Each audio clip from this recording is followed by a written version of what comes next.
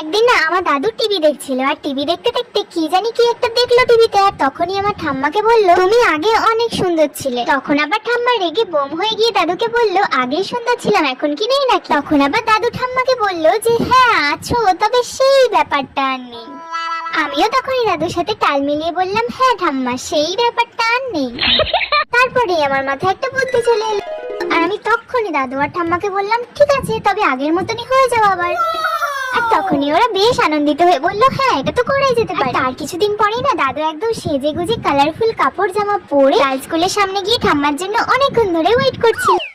1 ঘন্টা ধরে ওয়েট করতে করতে দাদুও তো ক্লান্ত হয়ে গেছিল, আর তারপরে দাদু বাড়ি চলে এসেছিল। বাড়ি এসেই দাদু ঠাম্মাকে জিজ্ঞাসা করলো যে এতক্ষণ ধরে ওয়েট করলাম, গেলে না কেন? তখন ঠাম্মা দাদুকে বললো, আমি তো সেজে গুজে রেডি ছিলাম, কিন্তু মাই তো যেতে দিল না।